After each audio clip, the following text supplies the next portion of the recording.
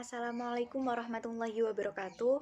Sebelumnya, perkenalkan nama saya Eva Nurhayati dengan NIM 190211000080 dari mahasiswa Agribisnis kelas B. Di sini saya akan menjelaskan terkait analisis tata niaga komoditas pisang di Pasar Cermilor, Kecamatan Cerme, Kabupaten Gresik. Untuk yang pertama yaitu terkait pendahuluan. Pendahuluan di sini terdiri dari latar belakang, rumusan masalah, dan juga tujuan.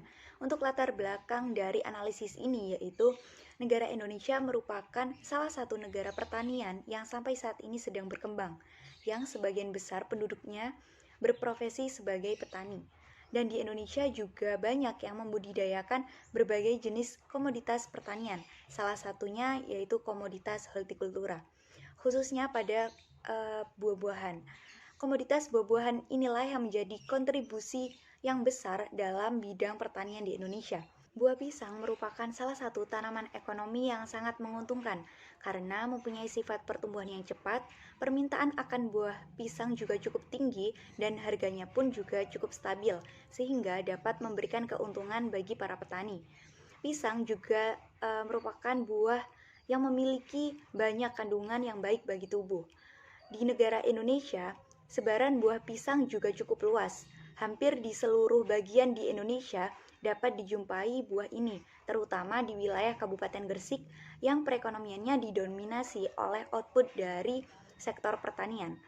Budidaya buah pisang di wilayah Kabupaten Gresik juga cukup banyak.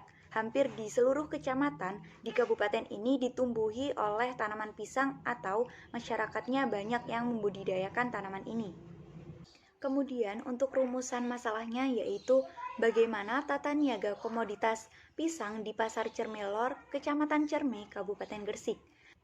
Untuk tujuan dari analisis ini yaitu untuk mengetahui struktur pasar, perilaku pasar, dan penampilan pasar tata niaga komoditas pisang di Pasar Cermilor. Oke, selanjutnya yaitu mengenai pembahasan. Untuk pembahasan yang pertama yaitu mengenai perbedaan tata niaga produk agribisnis dengan produk non-agribisnis.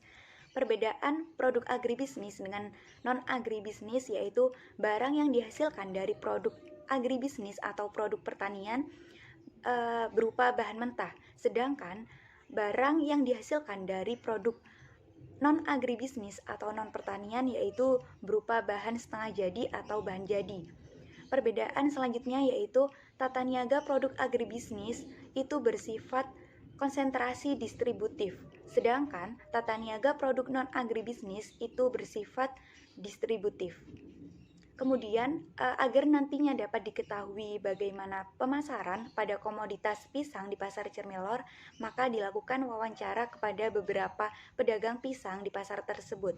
Kemudian hasil dari wawancara kepada beberapa para pedagang dapat dilihat dari tabel di samping.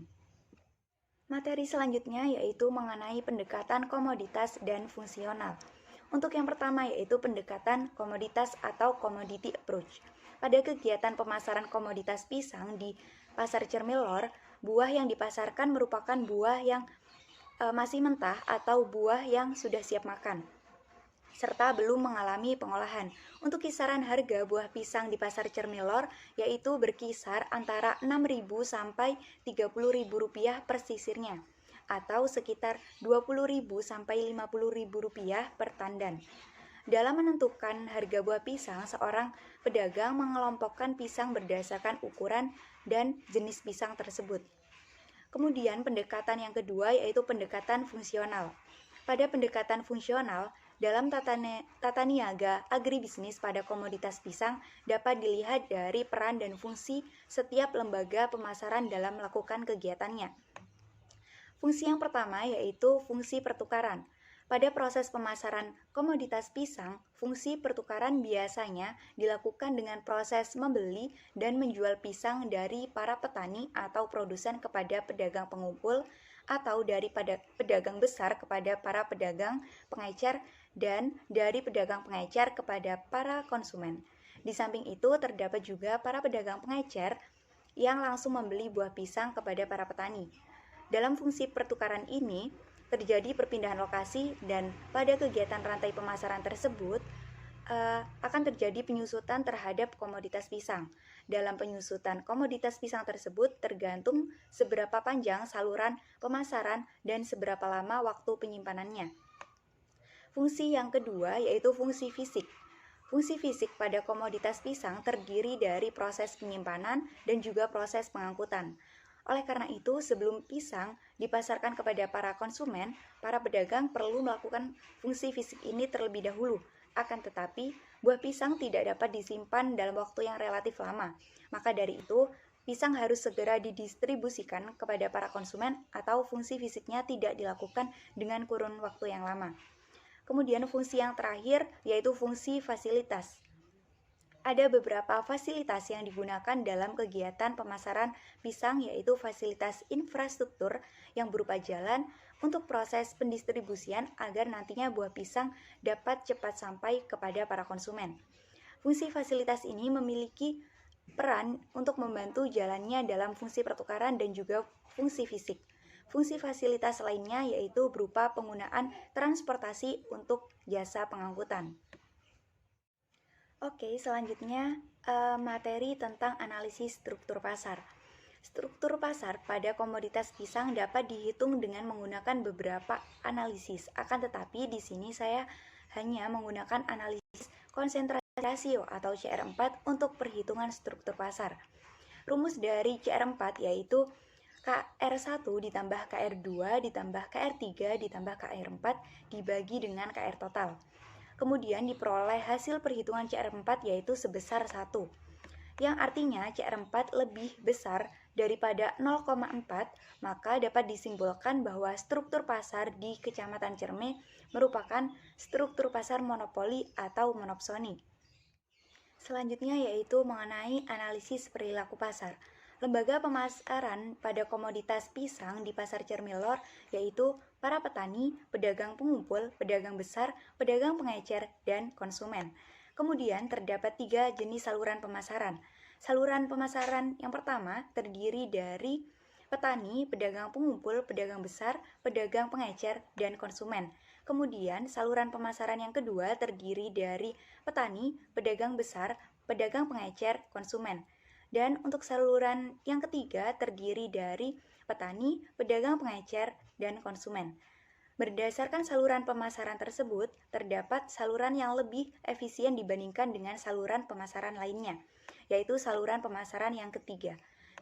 Dikatakan efisien karena lembaga yang terlibat tidak terlalu banyak atau salurannya itu lebih pendek daripada saluran yang lainnya. Kebijakan harga pada komoditas pisang di Pasar Cermilor yaitu para pedagangnya mengikuti harga pasar atau harganya tidak memiliki perbedaan yang cukup jauh antara harga pedagang satu dengan pedagang lainnya. Kemudian untuk sistem pembayarannya yaitu secara tunai. Pembahasan selanjutnya yaitu mengenai analisis penampilan pasar atau market performance. Pada market performance ini membahas tentang analisis margin pemasaran dan juga farmer share.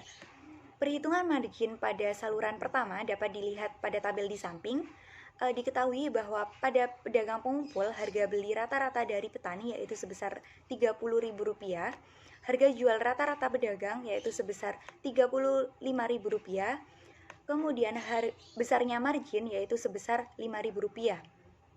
Kemudian pada pedagang besar, harga beli rata-rata dari pedagang pengumpul yaitu sebesar Rp35.000, harga jual rata-rata pedagang yaitu Rp40.000, dan besarnya margin yaitu sebesar Rp5.000. Kemudian selanjutnya pada pedagang pengecer, harga beli rata-rata dari pedagang besar yaitu Rp40.000, harga jual rata-rata pedagang sebesar Rp45.000, besarnya margin yaitu Rp5.000, maka total margin pada saluran pertama yaitu sebesar Rp15.000. Kemudian, perhitungan margin pada saluran kedua juga dapat dilihat pada tabel di atas. Diketahui bahwa pada pedagang besar harga beli rata-rata dari petani yaitu sebesar Rp32.000, harga jual rata-rata pedagang Rp37.000, besarnya margin sebesar Rp5.000.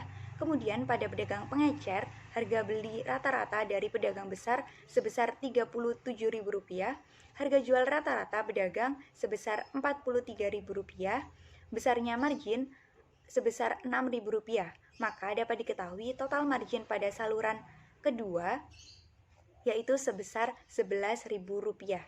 Pada perhitungan margin pada saluran yang ketiga, dapat diketahui bahwa pada pedagang pengecer, harga beli rata-rata dari petani yaitu Rp35.000, harga jual rata-rata pedagang yaitu Rp41.000, dan besarnya margin yaitu Rp6.000.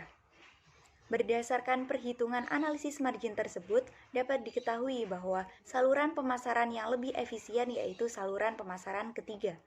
Kemudian, untuk perhitungan farmer share dapat dihitung dengan menggunakan rumus harga jual petani dibagi dengan harga beli konsumen dikalikan dengan 100%. Kemudian diperoleh nilai farmer share seperti tabel di samping. Berdasarkan hasil perhitungan diperoleh nilai farmer share-nya pada saluran 1 yaitu sebesar 66%, saluran 2 sebesar 74%, dan saluran 3 yaitu sebesar 85%. Nilai farmer share tertinggi yaitu pada saluran ketiga. Oke, kesimpulan dari hasil analisis tata niaga komoditas pisang di Pasar Cermelor, Kecamatan Cerme, Kabupaten Gresik, yaitu terdapat 3 saluran pemasaran pada komoditas pisang di pasar tersebut. Dan saluran pemasaran yang lebih efisien yaitu pada saluran yang ketiga. Kebijakan harga pada komoditas pisang di Pasar Cermelor yaitu dengan mengikuti harga pasar dan untuk sistem pembayarannya dilakukan secara tunai. Dari hasil perhitungan analisis struktur pasar dengan menggunakan analisis konsentrasi rasio atau CR4, dapat diketahui bahwa struktur pasar komoditas pisang di Pasar Cermelor adalah pasar yang bersifat monopoli atau monopsoni. Dan dapat diketahui bahwa nilai farmer share tertinggi yaitu pada saluran pemasaran yang ketiga, yang artinya para petani memiliki keuntungan yang lebih besar dibandingkan dengan ketika ia menjual pada pedagang pengumpul dan pedagang besar. Mungkin itu saja yang dapat saya sampaikan, kurang lebihnya saya mohon maaf. Wassalamualaikum warahmatullahi wabarakatuh. Terima kasih.